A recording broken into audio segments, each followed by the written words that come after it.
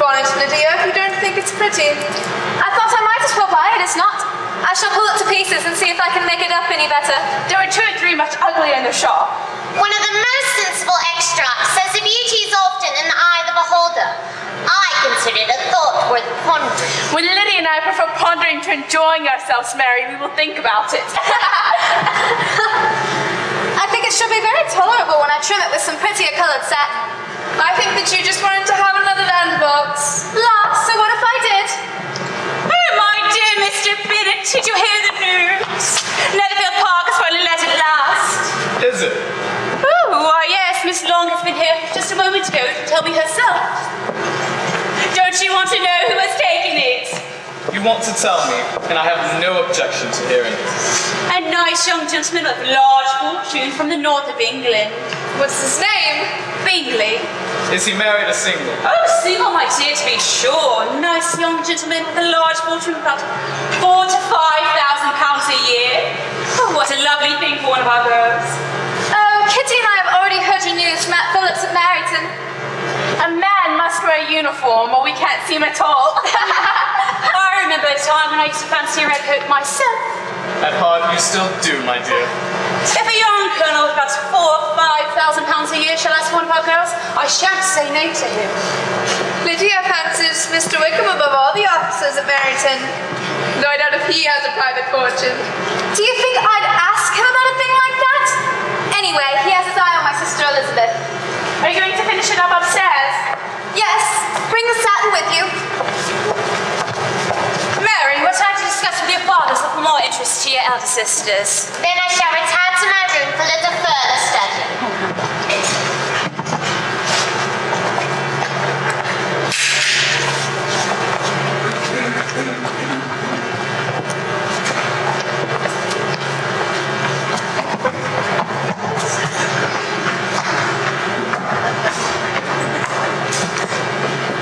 Now, my dear, what does Mr. Bingley's fortune have to do with Jane and Elizabeth?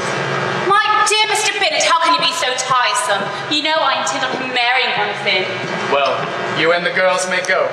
You are just as handsome as any of them. Oh, Mr. Bingley may like you the best of the party. Oh, my dear, you flatter me. I have had my fair share of beauty, but I can't pretend to be anything extraordinary, not that I have 5 grown-up girls.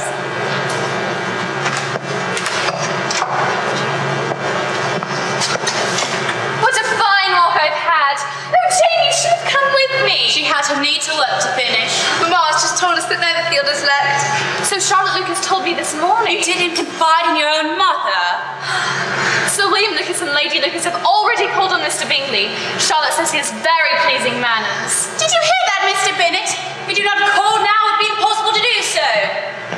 Well, I dare say Mr. Bingley will be very happy to see you. I shall send a few lines by him to assure him my hearty consent of marrying whichever he chooses of my girls. Now, Papa. Jane, will you come with me to my room? Mamma may feel she can talk more freely in our absence.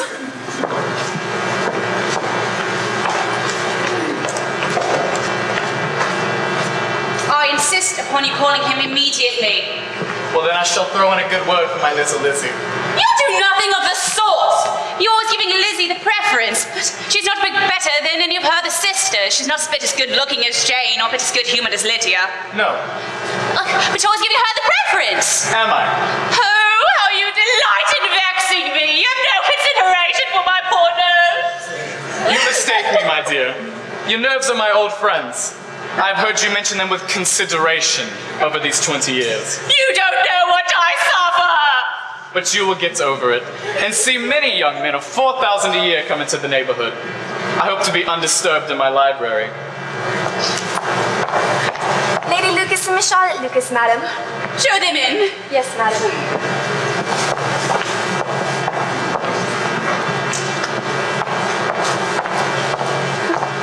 Lady Lucas! Hello. And Charlotte, how nice it is to see you. Oh, please be seated.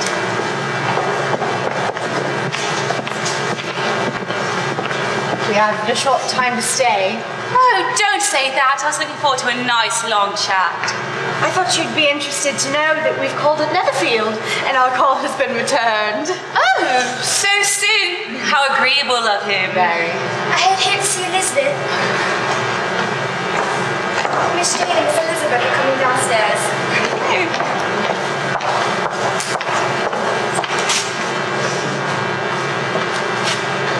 Good day, Lady Lucas. Charlotte, I'm glad you came over. And I. So nice it is to see you, Lady Lucas. We're on our way to make other calls, my dear. Has Charlotte told you she's met Mr. Bingley? Yes, and that he has asked her for the honour of the first dance when he gives his ball at Netherfield. How nice for you, Charlotte. Hey, it was only a gesture of kindness. He has not yet seen you, Jane. Mr. Bennet hasn't called yet. But I hear Mr. Bingley is quite an agreeable man. Oh, very agreeable. His sister, Miss Bingley, who is to keep house for him, is a very fine lady. Used to London society. It should be pleasant to have him in the neighborhood. I heard he has a friend with him too, a Mr. Darcy. Another young man. Reported to have an income of over £10,000 a year. £10,000. I thought him handsome, but with proud and disagreeable manners. Why doesn't Mr. Bennet call? Do not stress yourself, Mamma. No doubt we shall meet him at all of the assemblies. I must prevail on him to call Mr. Bingley at once. Indeed, you must. Come, Charlotte, we must be on our way. Perhaps we can have that one of our walks tomorrow. I shall be looking forward to it. It's been a delightful chat. Good afternoon, ladies. Good afternoon.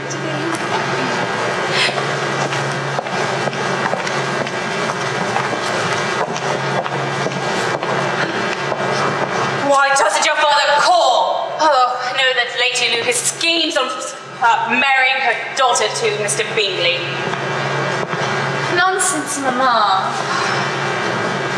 Lady Lucas is a selfish, designing woman who calls but to gloat.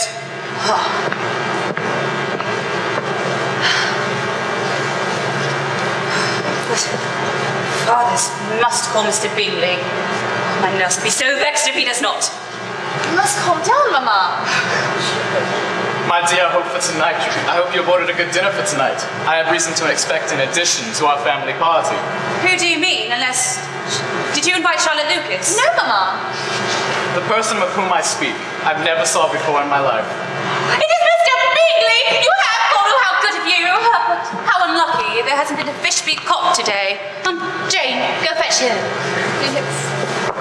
But if you've never saw him before, how do you know he's coming? Well, it is from a person of whom I've never saw before in my life. If you will observe, I have a letter. I didn't know you had a letter! You gave me no chance to mention it earlier.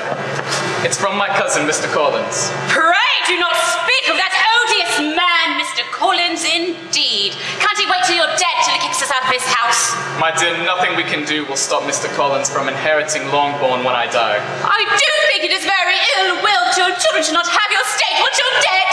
It's the law, Mamma. I cannot bear to think of it. For one thing, he has received his ordination. Oh, a clergyman. Here is the letter. He says, I cannot be otherwise than concerned at being the means of injuring your amiable daughter, I'm glad he realizes it. and beg leave to apologize for it, as to assure you my readiness of making any possible amends. If he plans on making amends, I shall not be the one to stop him. I am impatient to see him. And I'm impatient to see Mr. Bingley. Why do you remain so stubborn in the matter? If it will relieve your poor nerves, my dear, I've already called upon the man. You have, Papa! Oh, how good of you! Thank you, my dear. This has been Papa's idea of a good joke on us all. Did Colin never say a word about it until now? And to let Mamma tell him all about Mr. Bingley. Charlotte Lucas, Lady Lucas, have no wit above my own girls. Mama, what do you think? We saw it from a window upstairs. What are they talking about? The carriage from Netherfield. It's stopping up front. A young gentleman is getting out. It must be Mr. Bingley. He has a fine coat. And another gentleman is with him. And a lady. Smooth down your hair, Lizzie. Yes, Mamma. Miss Bingley, and Mr. Darcy. Show them in. Yes, sir. And tell Miss Mary that we have guests. Yes, madam. Your sister has such a nice charm on guests. She's so very intelligent. Jane, remain composed as I am. Men do not like a woman with undue interest. Lydia, Kitty, tone down your voices and remember your manners. Jane, resume your lazy work. Men like a well-accomplished woman. And Lizzie, watch your sharp tongue. Yes, Mama. Good afternoon. May I present my wife? My daughters, Miss Mary, Miss Lydia, Miss Elizabeth, and Miss Jane. It is a great pleasure. This is my sister, Miss Bingley, who has desired to make your acquaintance today. It's a pleasure to meet you, Miss Bingley. And my friend, Mr. Darcy. Won't you please be seated?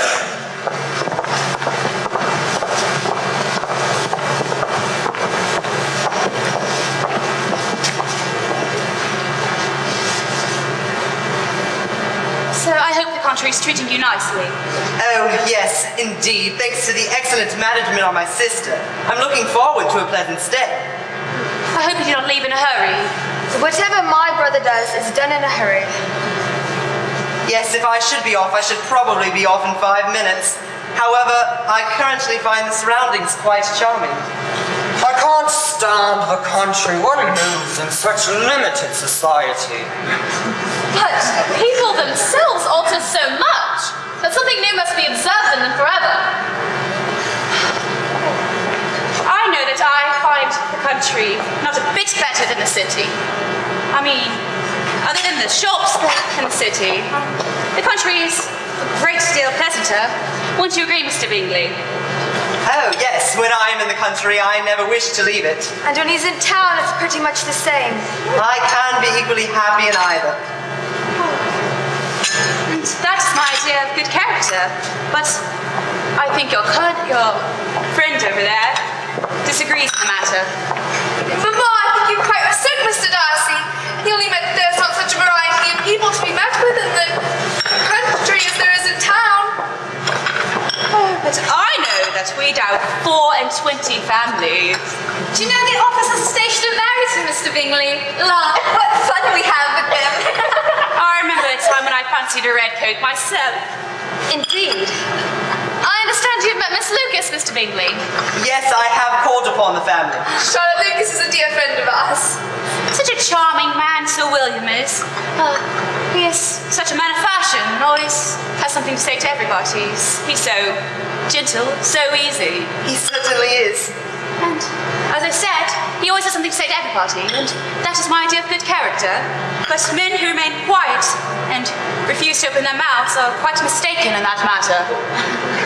Charlotte was here just this afternoon. You missed seeing her. Such a charming girl, Charlotte is. But it is a shame she's not handsome. She's so very plain. Oh, she seems such a pleasant young woman. Oh, yes, she is, but so very plain. My dear, surely you can find another subject of more interest to our guests. Lady Lucas herself has often commented on the beauty of my daughter Jane. They are quite right.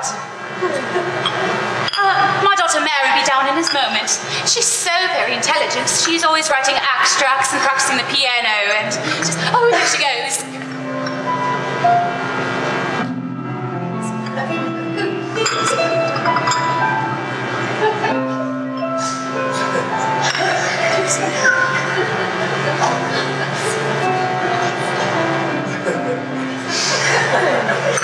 What fine weather we're having, Miss Bingley. I find it so a little cool. Maybe you're right. Now, one of my purposes in calling here today was to invite you all to a ball, which is to be in Netherfield, a fortnight from now. Oh, Kitty, did you hear that? I do hope you will invite some of the officers, Mr. Bingley. Yes, if it will please you. Charlotte has offered me the first dance. Will you offer me the second? Thank you, I will. Such a charming amusement is for young people dancing. Won't you agree, Mr. Darcy? Yes, and it has the advantage of being in vogue everywhere. Every savage can dance. May I introduce my daughter, Miss Mary, Mr. Bingley, Miss Bingley, and Mr. Darcy. I'm sorry I wasn't present when you called. I've been reading. Indeed. One finds such comfort in a good volume of sensible thoughts. Mary, tea for Mary, Jane.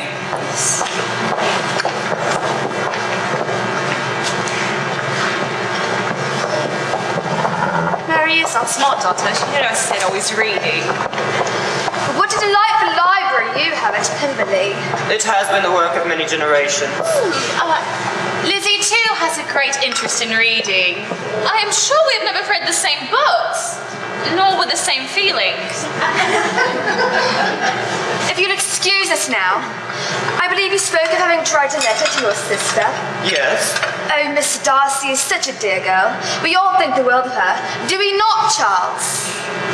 Oh, yes. I'm sure we'll have a pleasant stay here. I said you think the world of Miss Darcy, Charles. Of course, a nice child.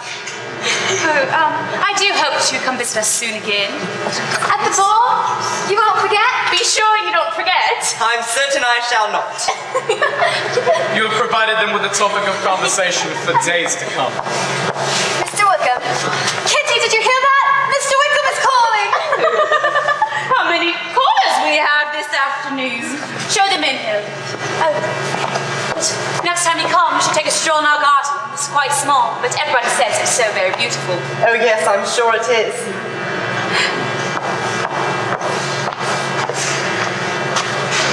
Mr. Wickham, have you met our guest, Miss Bingley, Mr. Bingley, and Mr. Darcy? We bid you good afternoon. Oh, good afternoon. Mr. Wickham, I leave you to the tender graces of the ladies while I retire to my library. I am charmed, I assure you. I shall continue with my extracts. I call with an invitation from your sister, Mrs. Phillips. Oh, have you? She would be pleased to have your daughters at home for dinner tonight, and perhaps a game of lottery tickets afterwards. Oh, Marseille, we may go. So many of the officers will be there in the evening. I do not know. We have our own guest coming this afternoon, Mr. Collins. He won't care to see us. But we should be here to greet him. But, Miss Elizabeth, I do wish, especially, that you would attend. Thank you, but I think not. I shall go. You can escort me there yourself. I'll go too. Do say yes, Mama. Very well, but mind you, don't go with all the officers. Oh, you know how we don't flirt. Go get your shawls. I'll go see the cook about dinner. We won't be a minute, Mr. Wickham. I wish I had a new bonnet to wear. Mr. Wickham, don't answer if you find the question objectionable, but did Mr. Darcy acknowledge your greeting just now? He did not. Thought him very rude. Maybe we're mistaken. He seems a very polite gentleman, though rather silent. Oh, Jane, you're too sweet. I thought him very disagreeable, as it will have hurt him to open his lips. Are you much acquainted with Mr. Darcy? As much as ever wished to be. I have no right to give my opinion. I've known him too long and too well to be a fair judge. You have? My father was the steward of Pemberley, the Darcy estate, and the present Mr. Darcy's father had a deep attachment for me. Then why does he ignore you? The late Mr. Darcy was one of the best men that had ever breathed. However, his son is a very different sort of man. His abominable pride is quite disgusting. I was not intended for military life. In fact, I was brought up for the church. Indeed. I should have, at this time, been in the possession of a most valuable clerical living, had it pleased the gentleman we were speaking of just now. You mean Mr. Darcy interfered? The living was bequeathed to me by his father, but it was given elsewhere. Good heavens. How could his will be disregarded? Mr. Darcy chose to doubt his father's intentions. What could have induced him to behave so cruelly? A thorough and determined dislike of me. A dislike of which I can only attribute to jealousy. I never thought Mr. Darcy as bad as this. How could Mr. Bingley be friendly with such a man? Mr. Darcy can please when he chooses. And your sympathy is very comforting. What could I do but sympathize?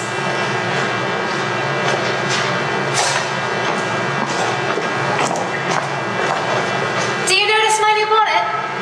Most becoming, Miss Lydia. Come, let us be off. I do hope to see you soon, Miss Elizabeth. And you as well, Miss Jane. Thank you.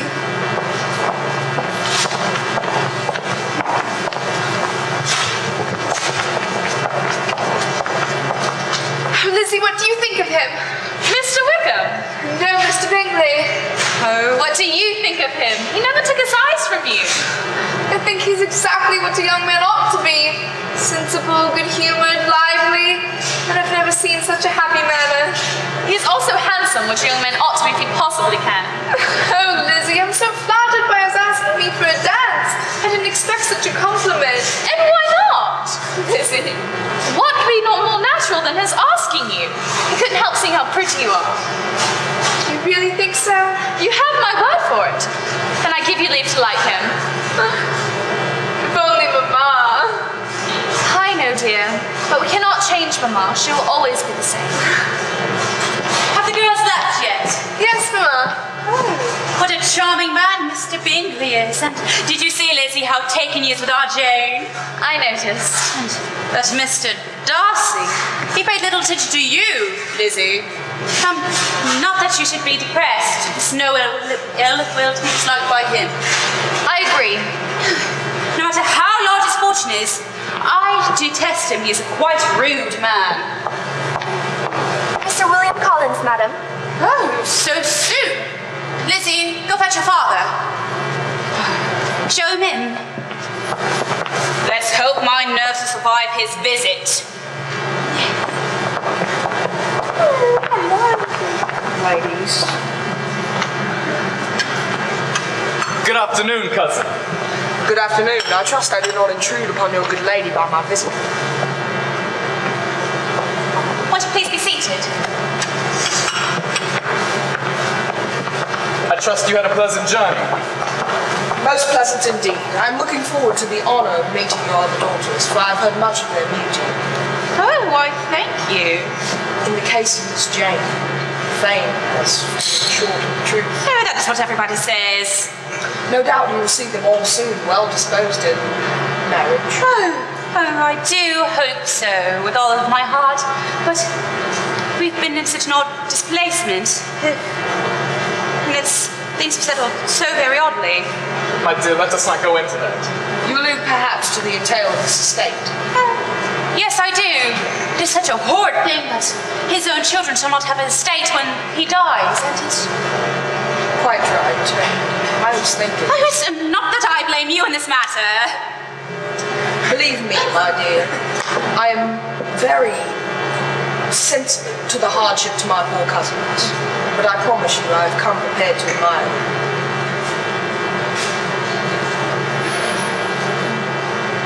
Our daughter Lizzie will be down in this moment, but you said you enjoyed the country. How was it? It was beautiful. I always enjoy a visit to the countryside. Did you go through London? Yes, my way in. The shops there are so nice. I enjoy them a lot. But did you see Jane's needlework? It's very beautiful. She's very talented. May I present my second daughter, Lizzie? I am honored. Thank you. Mamma, may Jane and I oblige you by making sure that Mr. Collins' room is in readiness? I would love it if you did.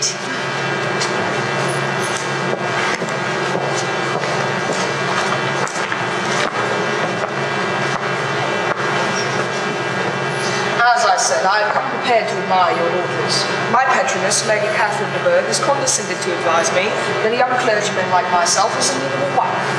Oh, Mr. Collins! And it is my hope that a mistress for my home may be found here at London.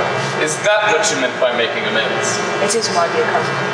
Well, as for the youngest girls, I cannot see to letting them get married yet. And Jane, in fact, might be engaged very soon.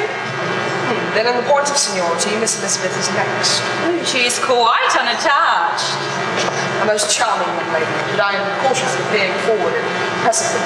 At present I will say no more, but perhaps we are better acquainted. My dear Mr. Collins.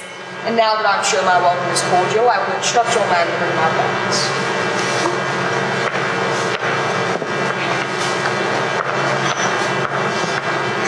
Did you hear that, Mr. Bennet? He wants to marry one of our girls. I still have my hearing. Oh, since Mr. Bingley is so taken with Jane, Lizzie's the next obvious choice. Madam, you are as silly as your daughters. How dare you call your daughters silly? They're quite intelligent, all of them. Excuse me if I prefer about the 3 youngest. I'm sorry they don't have the sense of their mother. Heaven forbid. Can't believe it. Oh, 2 of my girls practically married.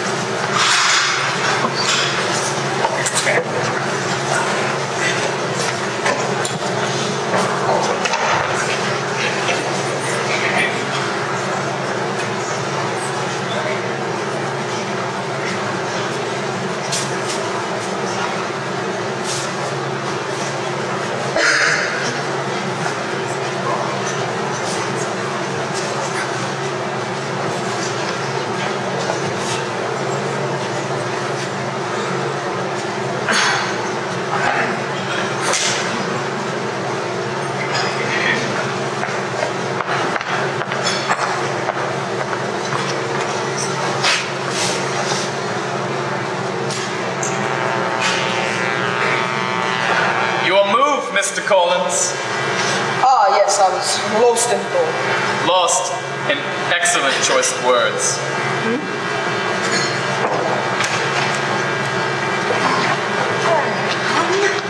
Such beautiful flowers, Mr. Collins. Would you agree? Quite passable for a small garden. My home is separated by only a lane from Lady Catherine's beautiful estate. There's a veritable profusion of bloom. Oh, Lady Catherine. Quite an agreeable woman, I hear. She is thought to be proud by many, but I've never seen anything but affability for her. Your move, Mr. Collins. You said Lady Catherine was a widow. Does she have any family? One daughter. Is she handsome?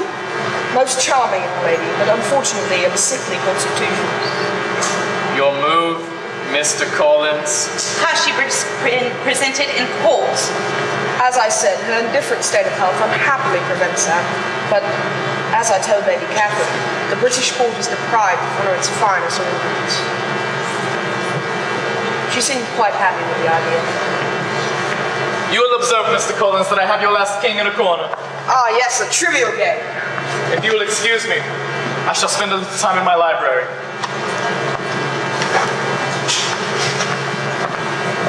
I was wondering, Miss Bennet, if your daughters might gather here while I read from this enticing volume, Fordyce's Sermons. Oh, how interesting. I'm sure they would love it, but I'm afraid they're all out. And as you know, Jane has been at Netherfield for a while. Mr. Bingley has taken quite an interest. Oh, yes. I'm hoping that he might propose soon. In that case, might I have a word with Miss Elizabeth this afternoon? Oh, I'm sure she would love to talk with you. Thank you.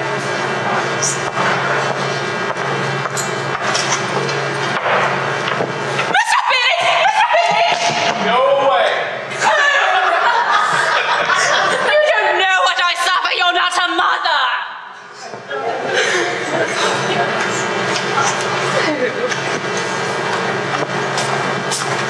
Good morning, Miss Bennet. Good morning, Charlotte. How are you? I promised Papa I'd make some mince pies, and nothing would do but that I use the recipe your cook uses. I'm sure Cook would be flattered. Oh, Lizzie, Mr. Collins will just speak with you in the garden. A little fresh air will do him good. I insist upon you speak with him immediately. Yes, Mama. And I shall see to Cook about the recipe for you, Charlotte. Don't hurry away, Charlotte. I must talk with you about the ball at Netherfield? Oh, everyone is saying how much attention Mr. Bingley paid to Jane. Dean did seem as if he admired her. Is Jane happy? Very happy. But you know Jane, so composed that a man could never guess her real feelings. It is a mistake for a woman to conceal her affections with too much skill.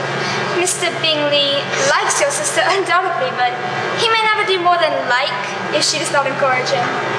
But she does encourage him, as much as her nature will allow. If a woman is partial to a man, then he must find it out. In 9 cases out of 10, a woman had better show more affection than she feels. The time to fall in love is after she's shown him. Not Jane. Her love knows no design. You did in fact you were the ball, Lizzie. That hateful Mr. Darcy, I overheard him talking about me. You did? Oh, Lizzie. Mr. Bingley suggested that he ask me to dance, and our fine Mr. Darcy said, "She is tolerable, but not handsome enough to tempt me." Oh, poor Eliza. Indeed, if he were to like me, I would be quite put out. Oh, hello, Mary. Reading again? Hello, Charlotte. In a way, Mr. Darcy's pride is understandable. A fine young man with family, fortune, and everything in his favor has a right to be proud. Indeed, if I could forgive his pride if he had not mortified mine. Pride is a very common feeling, I believe. By all I've ever read, I'm convinced that human nature is practically born to it. Indeed, there are few of us who do not cherish a feeling of self-complacency on the score of some quality or other, real or imaginary. Oh, yes, indeed. I must get the recipe from your mother. Vanity and pride are different things. Though they are often used simultaneously, a person can be proud without being vain. Oh, yes. I'll see you again before I go. Please do. Pride relates more to our opinion of ourselves. Vanity to what we want others to think of us. I know you are clever, Mary. The idle chatter of my sisters is no appeal for me.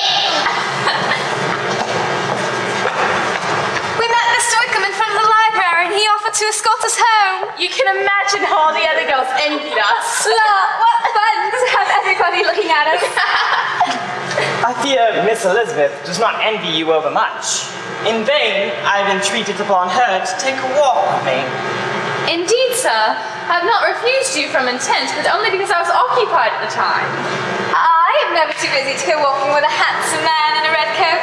Come, we must tell Mama the news from Meryton. Mamma loves a bit of gossip. Won't you sit down, Mr. Wickham? No, I must be on my way. We missed you at the Netherfield ball. Unfortunately, business in the city took me away just the time. I understand. Not that I wish to avoid Mr. Darcy. It's the other way around. Of course. But I do have a mind to walk with you a little ways, since you were teasing me about refusing your invitations. I shall be honored. We expect Jane back from Netherfield this morning, and Mamma has been begging me to talk with my cousin, Mr. Collins. You can do that much later. Very, very much later. He has recently been given a parish by Lady Catherine de Bourgh. Her daughter, Miss de Bourgh, will have a very large fortune, and it is expected that she and Mr. Darcy will marry someday. I'm pleased to hear it. From what I've heard of Lady Catherine, any daughter of hers is not likely to make a man happy. Not likely.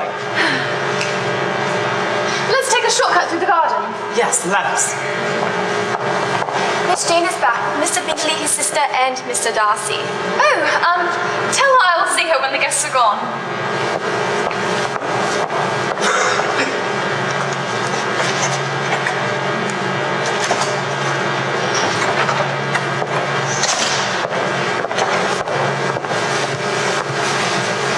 Sit down, my dear Caroline.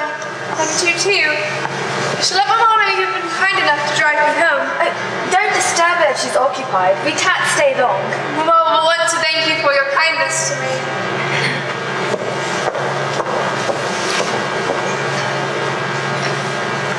Jane Bennet is really a very sweet girl.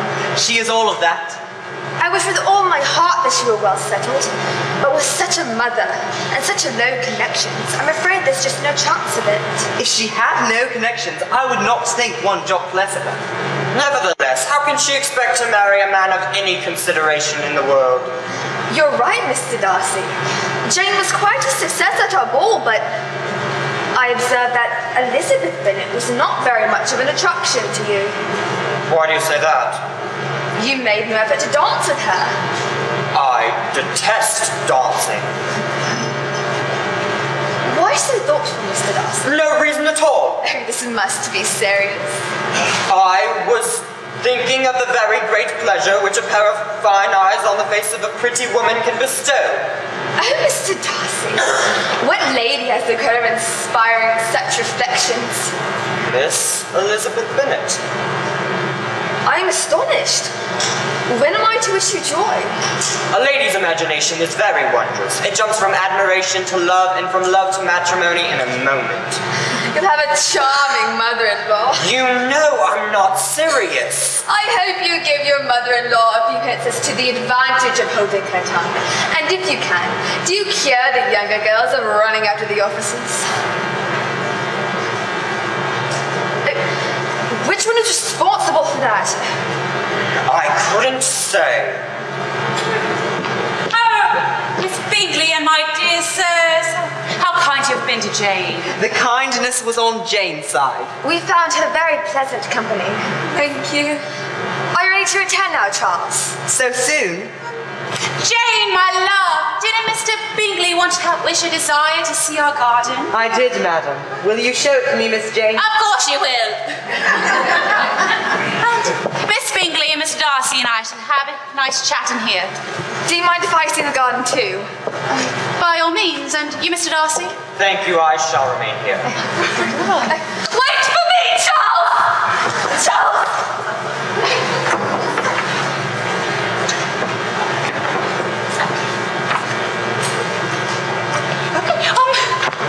You're a great reader, Mr. Darcy. Yes, madam.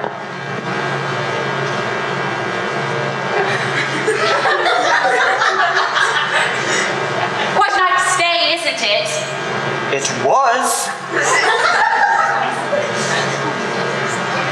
Are you planning to stay long at Netherfield? I cannot say. Oh.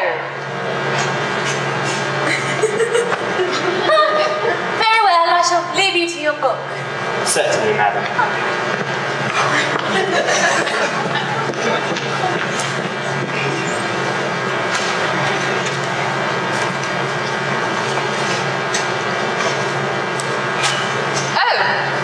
Good morning, Mr. Darcy. Good morning, Miss Elizabeth. We have brought Miss Jane home. Yes, I've just seen her, and I'm sure she had a most delightful time. Quite.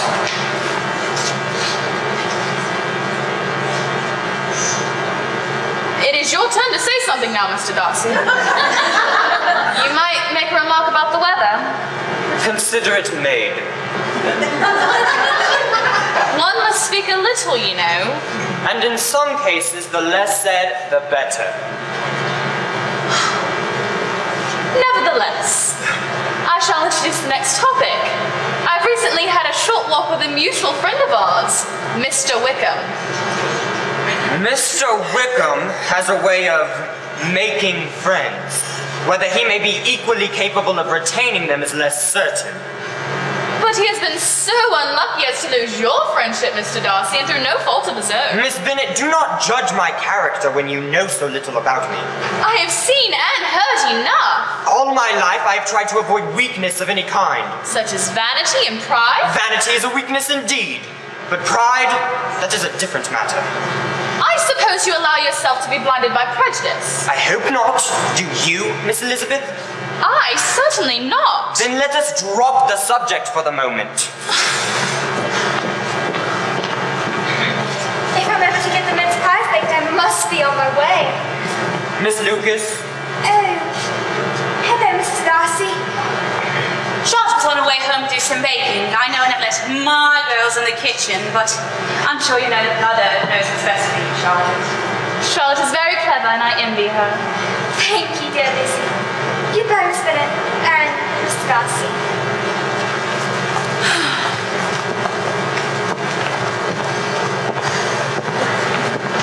Such a sweet-natured girl Lizzie is. A delightful garden. It's small, but we enjoy it. I'm sorry we must leave so soon. I wish you will come again. Thank you. You may depend on it. Jane really did enjoy her visit with you. We enjoyed having her.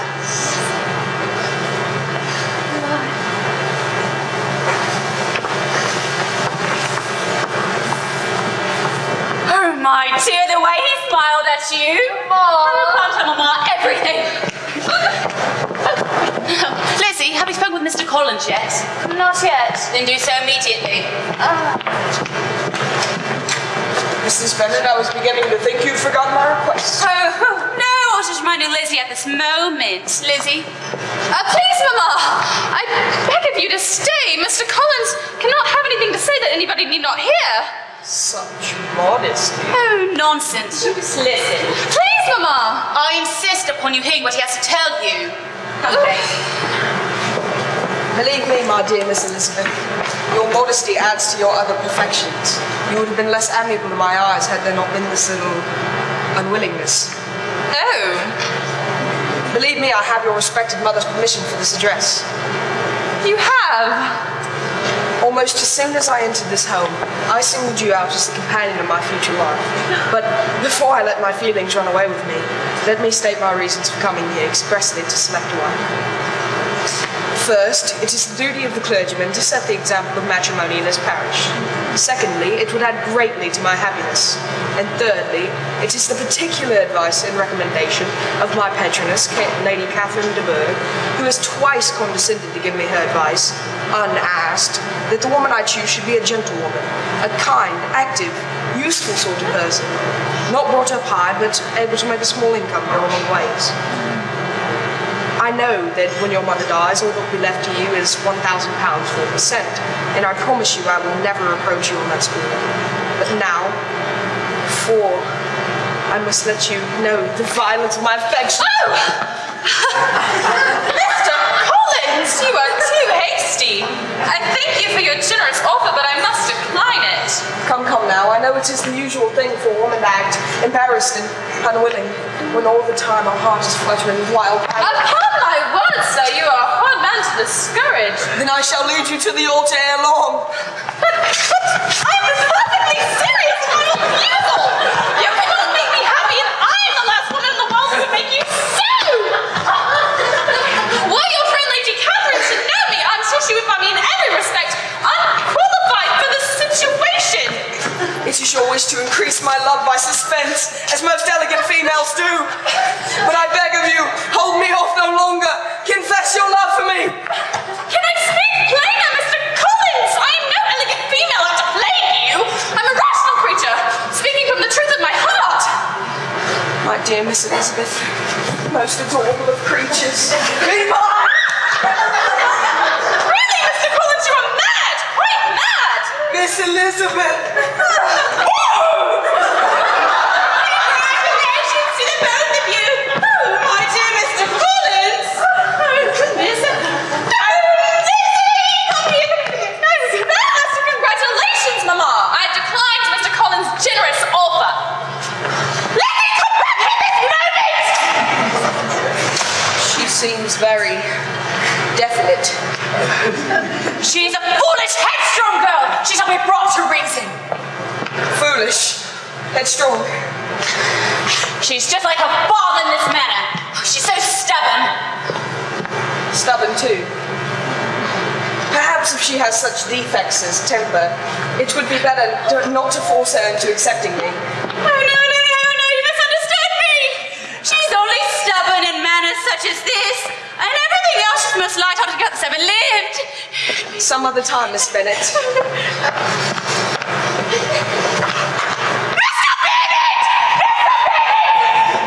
What? Now? We are in an uproar. Mr. Collins and Miss Lizzie might not wed. What are you talking about? Lizzie says she don't have Mr. Collins, and Mr. Collins begins to say she don't have Lizzie. Where is Elizabeth? She's in the garden. Elizabeth, come here directly. Tell her she must marry Mr. Collins.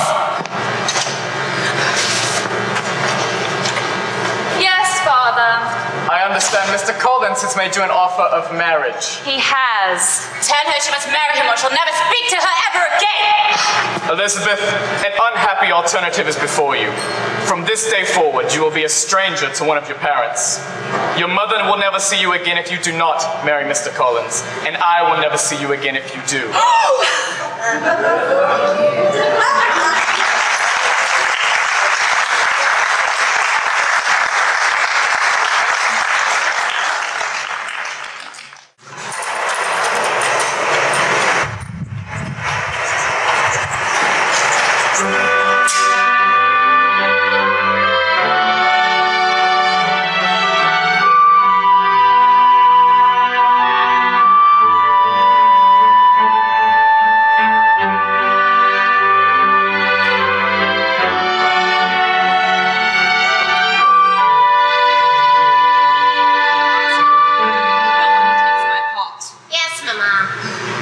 Consideration for my poor nerves. Yes, Mama. I mean, no, Mama. You of all people thought to understand my suffering. But Mr. Collins has been acting so strangely ever since he returned from Lady Luke's yesterday. I'm afraid Charlotte has a grasp on him. Charlotte is an artful. She is 27 years of age. She must be desperate. Oh, but you have no consideration for what I do for you. Oh, here comes your sister, as unconcerned as ever. Please, Mom, do not continue to play Lizzie. I tell you, Miss Lizzie, if you go around refusing every offer of marriage, you will never have a husband. Do I seem worried? I shall not be able to keep you in your father's stead. But Mom, don't you think you've talked about it enough? If Miss Lizzie does not care for Mr. Collins, then that's just the end of it. But at least I can find happiness that you have found favour in Mr. Bingley. Now you are embarrassing Jane. A note has just been delivered from Netherfield, madam. For me? For Miss Jane. Thank you, Hill. Read it out loud.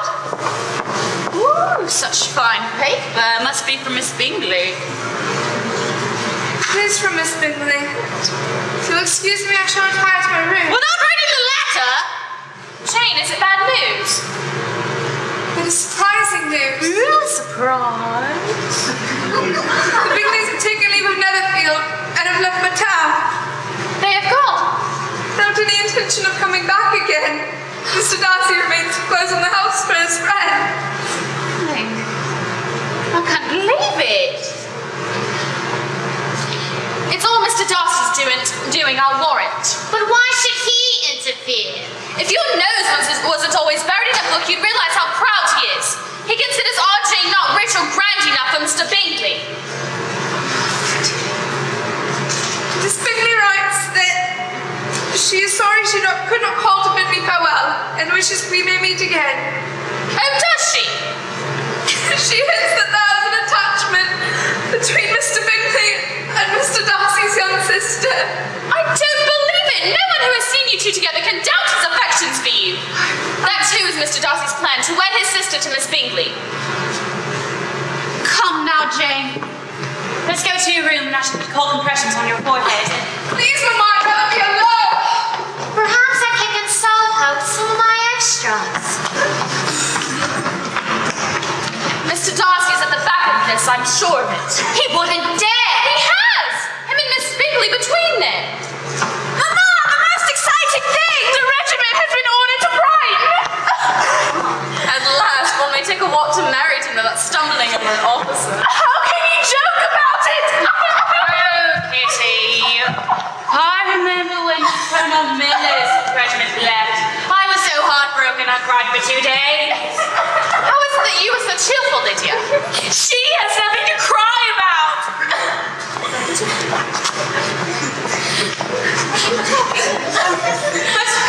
But maybe your father will let us go to Brighton for the summer. I would never agree. Come, Lydia, how will it is you're bursting with? Colonel Foster's wife has invited me to go with her on a visit. Who has she? She said a little sneak ass, just what I needed. It would do me a great deal of good too. But it was me she invited. I don't understand why Miss Foyces would invite me as well as Lydia. I'm 2 years older. Come now, dry your eyes and help me look over my things. she'll need at least 2 new bonnets.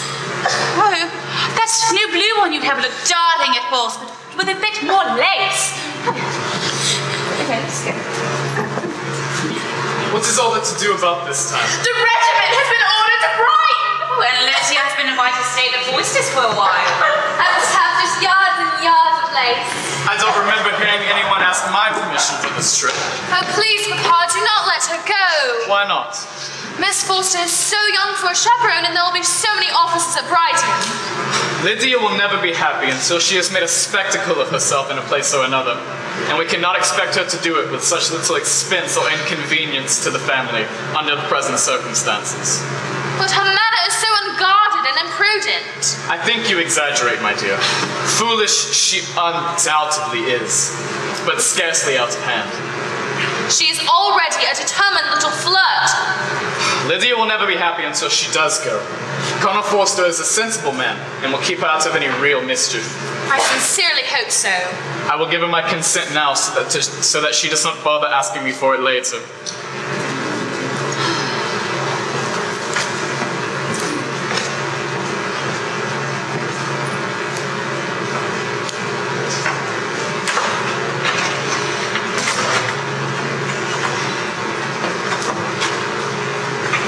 Charlotte! And Mr. Collins, what were you doing in the garden? Miss Charlotte has kindly consented to return with me. I've been calling on Sir William and Lady Lucas. I had something very important to speak with you about, Miss. Oh, I hope it is good news. We've had so much of the other kind. May I speak with your father, Miss Elizabeth? Yes, Papa went out that way a minute ago.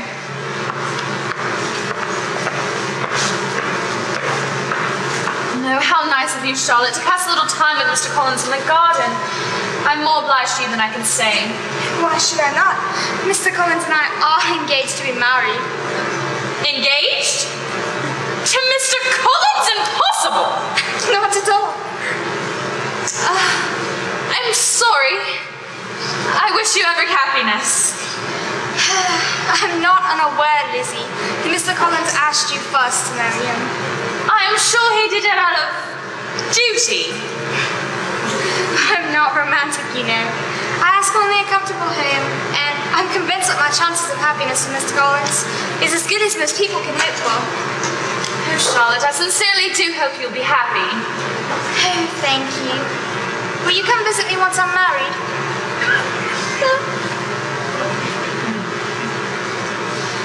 Promise me, Elizabeth. I promise. Oh, thank you. I must see how your mother takes the news. Charlotte, how good to see you. This bonnet is quite passable, but Mama and I are going shopping for more. And some new gowns. She's persuaded Jane to come along. Tell them I'll be waiting out here.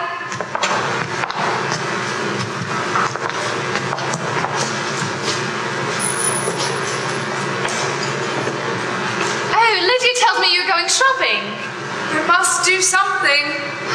You know how I feel for you, Jane. Mama's determined now that I should pay a visit to Aunt Gardner in London. Well, why don't you? The change would do a world of good. But Mama's plan is that I should write to Caroline Bingley from there, and then her and her brother would call on me. How like Mama. What am I going to do, Lizzie? My heart is broken. Dear Jane.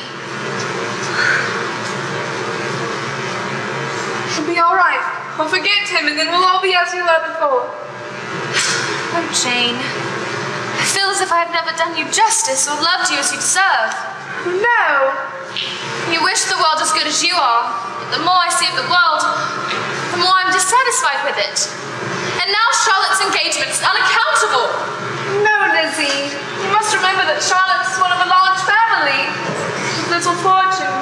She may feel something like regard and esteem for our cousin. I can't bring myself to think so. Mr. Collins is a conceited, pompous, narrow-minded, silly man. And Charlotte knows that as well as we do. I tell you, Mr. Bennet, I can't believe Charlotte Lucas will ever be the mistress of this house. Lydia's waiting in the garden, Mum. Okay, come, Jane. But I tell you what, she'll have to be dead in my grave before she takes over this estate. My dear, don't give way to such gloomy thoughts. Let us hope for better ones. Let us flatter ourselves that I may outlive you.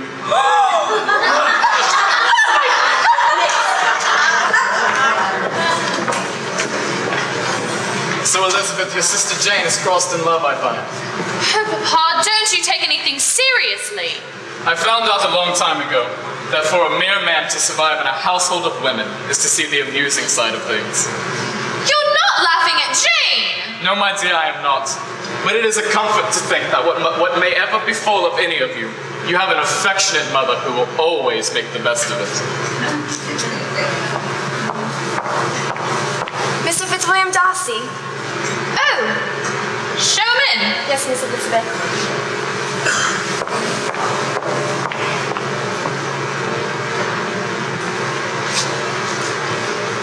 I am glad to find you alone, Miss Elizabeth.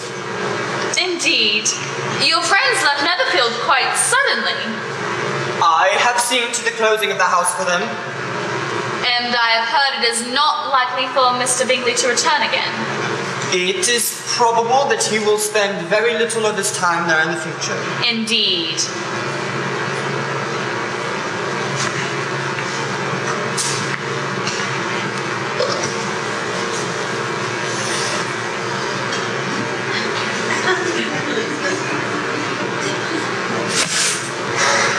I have struggled in vain. It will not do. My feelings won't be repressed. You must allow me to tell you how ardently I admire and love you. Mr. Darcy! My attachment is so strong that in spite of all my endeavors, I find it impossible to conquer my feelings for you. You mean you've tried not to love me, Mr. Darcy? I realize that there is a great difference in our connections and that there are great disadvantages to marrying into a family such as yours, but nevertheless, I hope that you may accept my hand. How dare you speak of my family in that way? It is because I love you, Miss Elizabeth, that I dare speak at all, that I dare to offend the society of which I am a part. You are insufferable, Mr. Darcy, to speak of love and offense in the same breath. And this is the only reply which I may expect? It is more than you deserve. Do you think I would ever marry a man who liked me against his will or against his reason? Do you think any consideration would tempt me to accept the man who has been the means of ruining the happiness of my sister? I do not understand you. You dare not understand me, Mr. Darcy. Can you deny that you have separated Jane and Mr. Bingley? I? Can you deny that you have done it? I have no wish to deny that I did everything in my power to separate Mr. Bingley from your sister. Towards him, I have been kinder than towards myself. Oh, they love each other, Mr. Bingley. What right have you to take their happiness into your own hands? You speak of love. What can you know of love? And is this your opinion of me? It is. Well, then I thank you for explaining so fully. My faults, according to this calculation, are heavy indeed. They are. But perhaps these offenses might have been overlooked had not your pride been hurt. My pride? Was it not pride that prohibited you from accepting my honest confessions of the reasons why I could not ask you sooner to be my wife? You could have not made me the offer in any possible way that would have tempted me to accept it. You were the last man in the world who I could ever be prevailed upon to marry. It is not only your unfeeling disregard of Jane's happiness, but I also know you to be false to your obligations on which your family loyalty impose on you. You refer perhaps to Mr. Wickham? Oh, I do. Well, then forgive me for having taken up so much of your time and accept my best wishes for your happiness.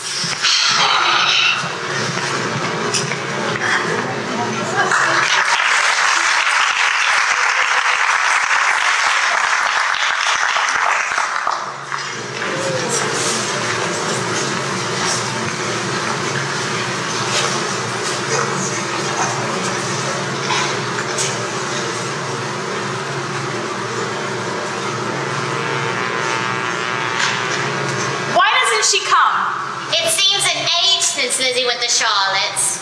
6 whole weeks. Imagine having to listen to Mr. Collins that long. In my opinion, Mr. Collins has very erudite thoughts. I don't think Mama will ever quite forgive Lizzie for not marrying him. Marriage isn't the only end in life. It's the best beginning that I know of. I wish I were at Brighton with Lydia. Lydia is turning out to be a silly, empty-headed flirt. But what a time she must be having. Mr. Wickham escorting her to all the balls. And all I do is sit and wait for people to get home. Come now, Jane. Rest for a bit on this tea. You don't exert yourself. Not an invalid, Mama. I don't know, Jane Cardinal. I was thinking that you stay there. You haven't got a spot of colour on your cheeks. Aunt Gardner was very kind and I feel perfectly fit. I do. Men, as one wise person once observed, are at the bottom of all our troubles. Or did he say women? Kitty! How's the postman come? It's been a while since I got a letter from your sister, Lydia. Lydia was very well, Mama, according to my last letter. Here comes Papa's carriage now. I will get no more reading done this afternoon. I'm sure Lizzie will tell your father all the news before you can get a whisper of it. There can't be much news from a visit with Mr. and Miss Collins. Mama! And dear Jane and Kitty and Mary. How good it is to be home again. We are glad you have come back, Lizzie. Oh, we are. You must tell us everything. Let me catch my breath first. The presence of a mere man may not still the clatter of female tongues. I feel you will talk more freely without me. How does Charlotte look? Does she seem happy? Jane, you look tired.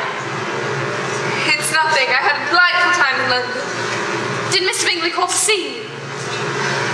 No, his sister Caroline called. Once. 1 15-minute call. But it's your news we're anxious to hear. Did you see any good-looking men to flirt with?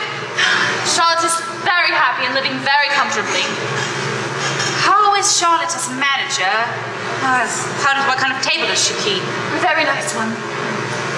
But we have tired your sister long enough. You just go outside and get some sun back on your cheeks. Please, Mama, I'd rather stay inside and talk with Lizzie. Nonsense! You will get colour back on your face. Mamma is quite right, Jane. Kitty, go upstairs with your sister Mary and study for a bit. I shall see to Jane's chair. Yes, Mama.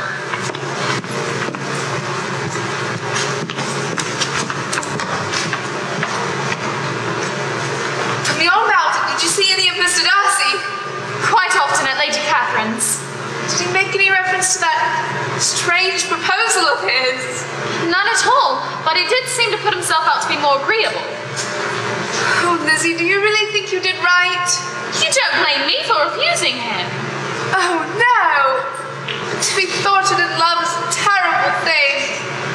Oh, Jane, always thinking of somebody else. Tell me about your trip to London. Caroline called on me once. I'll admit I've been entirely deceived in her regard for me. I suspected as much. She told me that there's an attachment with Mr. Bingley and Miss Darcy, and that they expect an announcement any day now. I don't believe it. He loves you, Jane. I'm sure. I'm quite resigned to it now. At least I try to be. But I can't help it, Lizzie. I still love him. Dear Jane. Your chair's ready for you, but it's a bit chilly outside, so you need to go get your wool wrap. I left it upstairs, Mama. Lizzie will get it for you. Mama, I'm not an invalid. So what do you make of the sister's condition? I'm worried about her health. I am too. At this rate, I'm afraid she might die of a broken heart. Perhaps. So, how was your... Lady Lucas, madam. Show her in. Bet she's here to look the place over for Charlotte so she can steal the estate. She probably wants to hear of Charlotte as well, Mamma. Oh, Lady Lucas!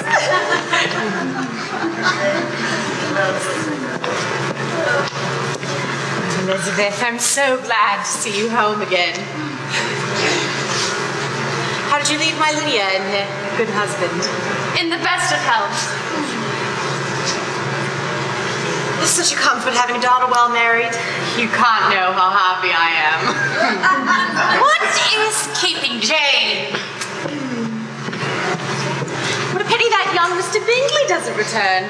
Lydia's enjoying herself at Brighton, I trust. She is. It's nice to see you, Lady Lucas. Jane, you're looking so pale. Oh, it is nothing. It's just a slight indisposition. I hope that he's not seen too much of that Mr. Wickham at Brighton. I hear he left considerable gaming debts behind him at Meryton. Gaming debts? His pleasant countenance seems to have deceived a great many people. They say he is in debt to every tradesman in the place. Can this be true? I don't believe it. Neither do I.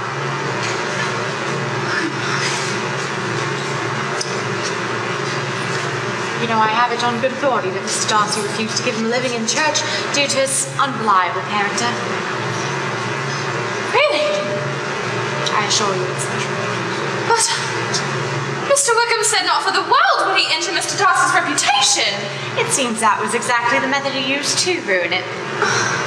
My dear, Mr. Wickham's deceived us, Lizzie. I can scarcely believe it.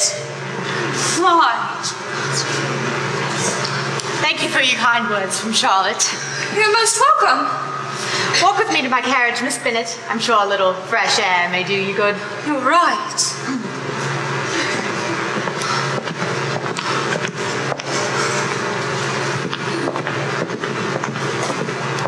Jane, how could I have thought that Mr. Darcy ill-used Mr. Wickham when I didn't know the facts?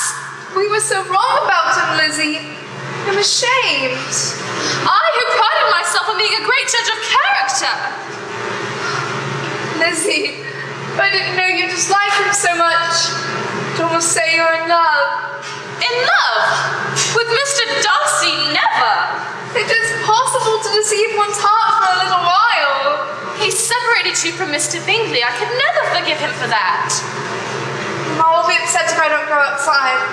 I'm sorry if I offended you. You could never do that to Jane.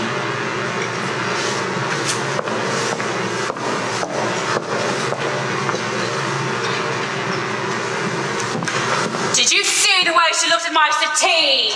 Oh, she's just checking this place over for Charlotte when she moves in. You imagine things, Mamma. Before you know to give way over trifles, madam, I have some news of real import.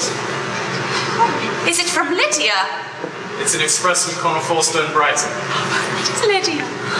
She has run off with Mr. Wickham. Oh, Lydia's married! Oh, I'm so happy! Come. Is there anything else?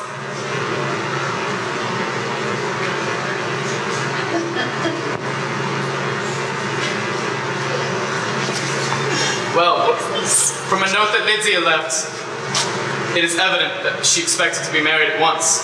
But from a note that she left, from what Colonel Forster could find out, no marriage has taken place. No marriage?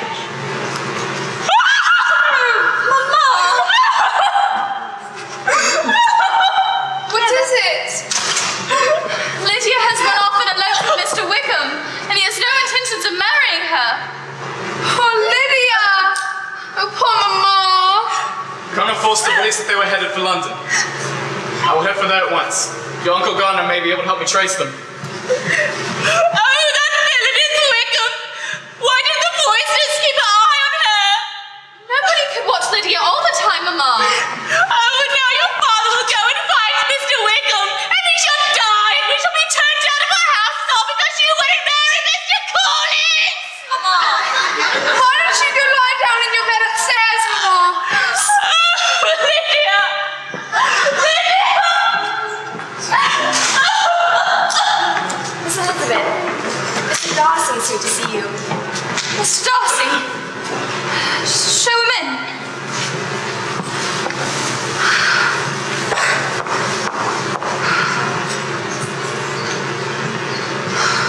Miss Elizabeth? How do you do, Mr. Darcy? I'm surprised to see you here. Are you not also a little happy to see me, Miss Elizabeth? Happy? Mr. Darcy, I find it hard to be happy. What is the matter, Miss Elizabeth? Mr. Darcy, Shall I get you a glass of wine? please. There is nothing the matter. I'm only distressed by some dreadful news. Well, try to calm yourself. I was riding back to London after my visit with Lady Catherine. How fortunate it is that I stopped in here. It is. If you will let me be of some service to you. There is nothing you can do for us now. Lydia has run off and eloped with Mr. Wickham. You know him too well to doubt the rest. Wickham? She has no money, no connections, nothing that can tempt him to marry her. Now you know his true character. Oh, Mr. Darcy, have I wronged you in regard to him? I am grieved, shocked. But is it certain, absolutely certain? Yes. And what is being done to recover her? My father's going to London, but there's nothing anybody can do for us now. We're in disgrace. Control your tears, please, Miss Elizabeth. Such humiliation. I wish that I could say or do something to ease you in your distress. Lydia's lost forever. Don't give up all hope, Miss Elizabeth. Now, I must ask you to excuse me. You're going? To London, immediately. Oh, Mr. Darcy, can you ever forgive me for thinking ill of you? I will try.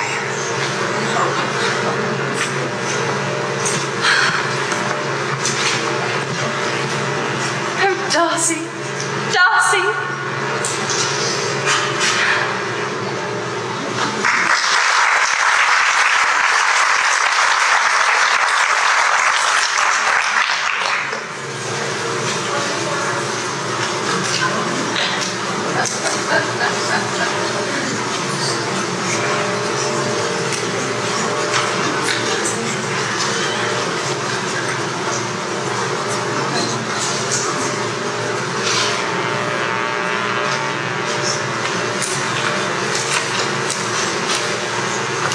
Is your mother any better this morning? Very little. She claims over and over again her heart is broken. I blame myself for this, for I could find no trace of Lydia or Wickham in London. You mustn't be too severe on yourself, Papa. No, Lizzie. For once, let me feel that I am to blame. I should have taken your advice and never let Lydia go to Brighton. It is too late for that now.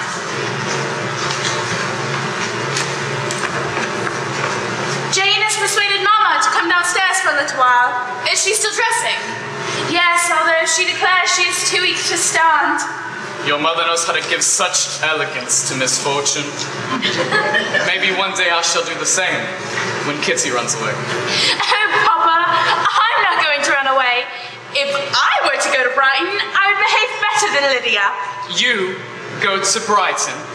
I have at least learned to be cautious, and you will feel the effects of it. Now, don't get yourself unhappy. If you were a good girl for the next 10 years, I may take you to the theater at the end of them.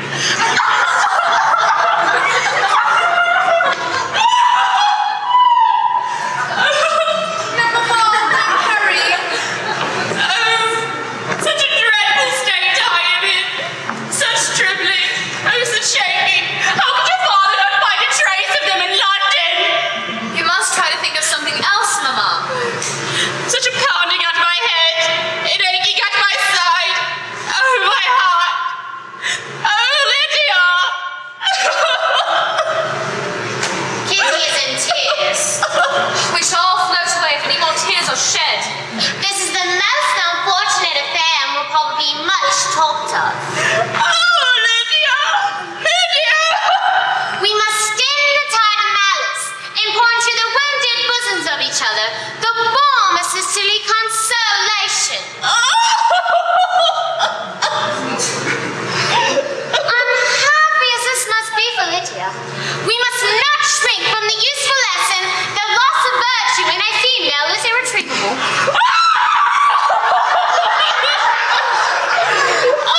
Maybe you should get some fresh air.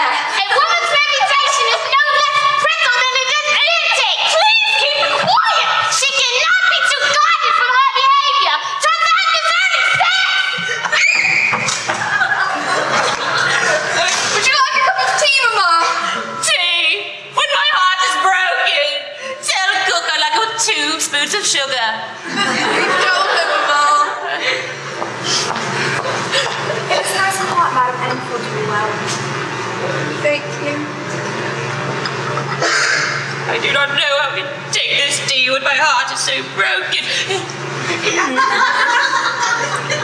Yes. I thought that you might like to hear the Netherfield is occupied again.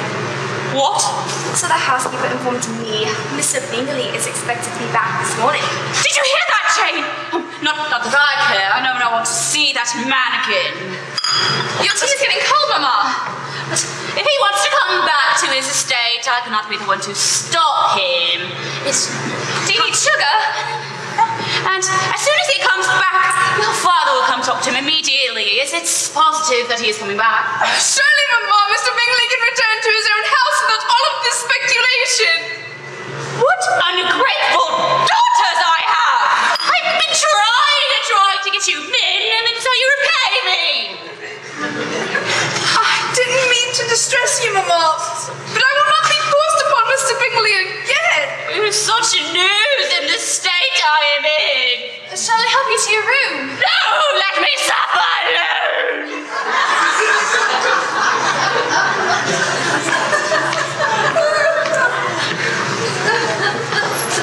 I assure you, the news does not affect me with either pleasure or pain. I'm sorry that he comes at all. I cannot stand to hear him so perpetually talked about. Mama means well. She doesn't know. No one knows. I wish I could see some happiness for the both of us. Why, Lizzie, what's wrong? Can't seem to get him out of my mind. Mr. Darcy. He no longer cares for me, and I don't know if I love or hate him more. Oh, Lizzie, how unfortunate we all are. Jane! Lizzie! Congratulate me! I'm married! Lydia! Allow me to present Mrs. Wickham. Papa went to London, but we didn't know. It was not expected that he could find us. Mama! I'm married! Your beautiful son-in-law, madam, and your third. Oh, my dear Lydia! I'm so happy! Oh, you must tell me everything about your dress, and you must figure out how much you will pay for her. Good gracious, when I went away I had no more idea of being married when I came back again. But I thought it would be good fun if I was. Well, I'm glad you find such pleasure in the situation. Wickham, a word with you. Yes, sir. Do the people hereabouts know I'm married? How can they when we ourselves have just found out? I was afraid they might not. We passed Lady Lucas's carriage and I was determined that she would know it. So I took off my glove and let my hand rest on the side of our carriage so that she might see my ring. Lydia, you didn't. And then I bowed and smiled like anything. How could you? Your bonnet is the prettiest I've ever seen. That color is far too gay. I must go tell Hill to prepare the south chambers for you and your husband. Woo! Oh, she must be so excited to hear this news. I'll go too. I want to see Hill's face when she hears the news. Mary could use your help too. I must tell Mama about my wedding. I hope it passed off well. Aren't you curious to know how it was managed? No. You're both so strange. But I must tell you how it went off. My uncle and aunt and I went together to the church, and Mr. Wickham and Mr. Darcy met us there. Mr. Darcy? Oh, yes. Was I surprised when he walked in? He was the one who found us. Mr. Darcy found you. What else did Mr. Darcy do? Settled Mr. Wickham's debts. A few £1,000 here and there. Oh!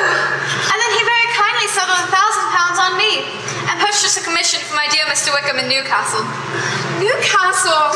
You'll be living quite far from here. Yes, but you must all visit, and I can arrange balls for you.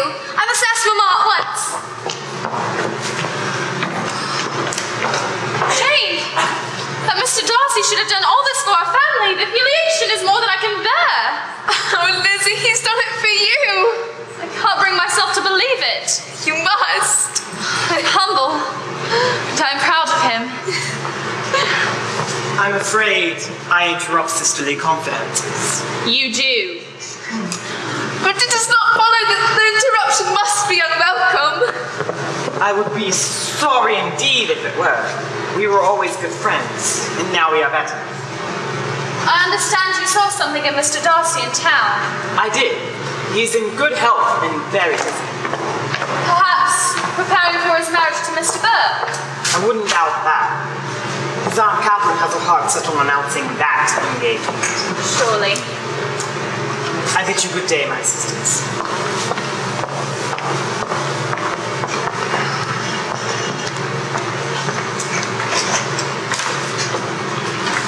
What Wickham has done in the past is over, Lizzie. You must try to forget it. Come now, Mary, you must write down what I tell you for the shopping list. Yes, Mama. Hurry! Hurry! My goodness. Okay, first we shall get some calico. I wish I were ordering my wedding clothes. Some muslin. Let me see. Cambric. Mr. Charles Bingley, madam. Oh my goodness, so soon. Show him in. Jane, fully wearing a new frock, but it is very well. You're looking very pretty.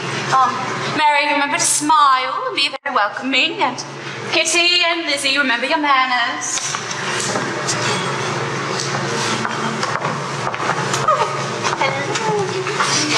I hope you have no objections to this early call, madam. Oh, objections, dear me, no. Please be seated. Thank you. It has been such a long time since you last visited us. Yes, very long. I was beginning to fear you might never come back. Was your trip in London pleasant? Oh, yes, very pleasant. I wish that you have come to dinner with us very soon. Oh, I shall be pleased. I shall finish my notes upstairs, Mama. Very well. What is the matter, Mama? Just come on. It's fine. It's fine. Lizzie, come on. There's a bit of show you upstairs. You know, Is this necessary? it is most necessary now if you would excuse us. I was about to ask if I may have the company of Jane for a stroll in the garden. By all means.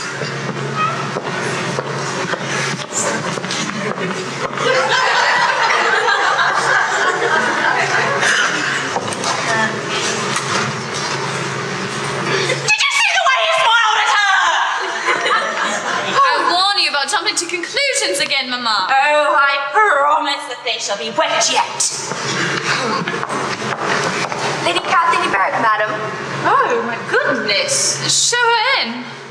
She must be here to see you, Lizzie. That's so strange. We thoroughly dislike each other.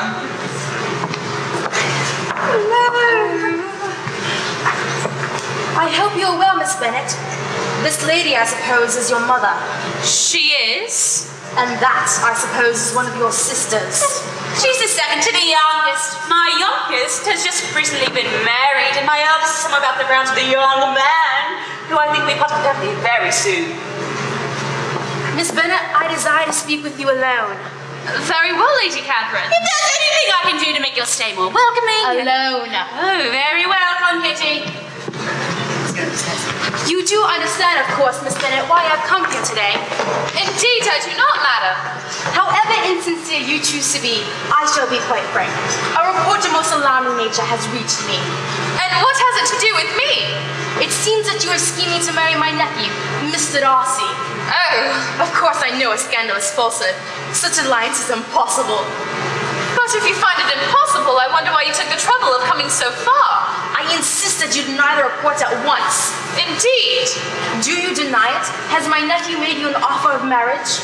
But your ladyship has just said it is impossible. Miss Bennet, I am Mr. Darcy's nearest relative, and what concerns him deeply concerns me.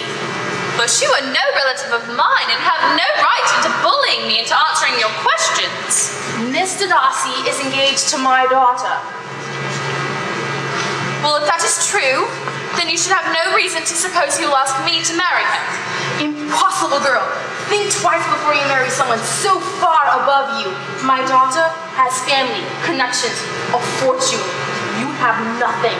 Such a marriage would be a disgrace. But Mr. Darcy's a gentleman and I am a gentleman's daughter. So far, we are equal. Tell me once and for all, are you engaged to him or not? I am not. And you promise me to never enter in such an engagement? I will make no such promise. This is your final resolve? Very well. I now know how to act. Do not imagine, Miss Bennet, your ambition to guard Mr. Darcy will ever be gratified. Aunt Catherine! Since Miss Elizabeth is too polite to ask you to leave her house, I must ask you to go. My dear Darcy, if you'd heard the pretensions of the upstart girl... At once! I take no leave of you. I send your mother no compliments. You deserve no such attentions.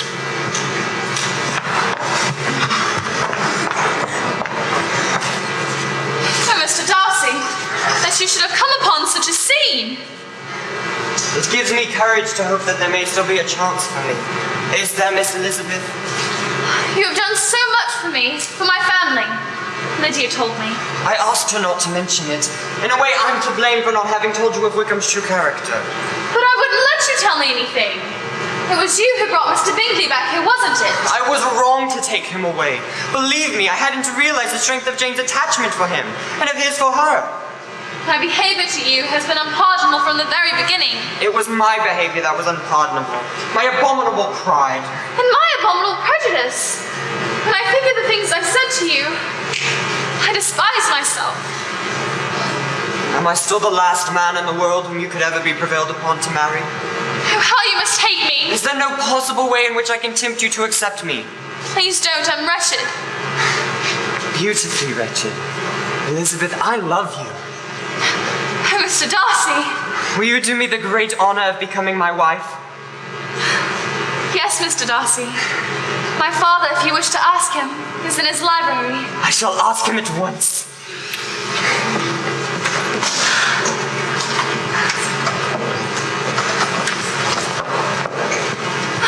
Lizzie, I'm so happy! Can I guess the reason? Miss Jane has promised to become my wife. Papa's in the library.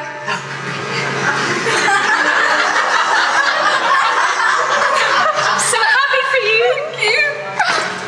Mama, I'm going to marry Mr. Bingley.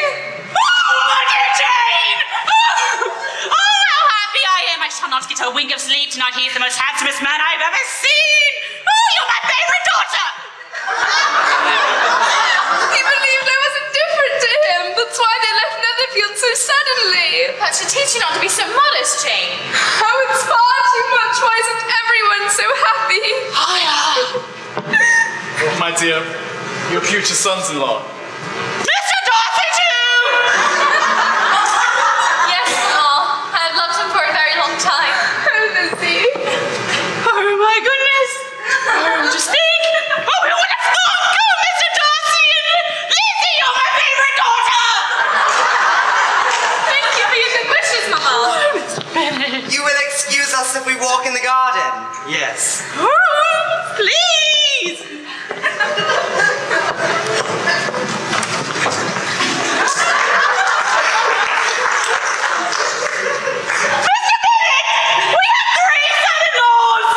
Well, if any men come for Mary or Kitty, send them in. I'm quite at leisure.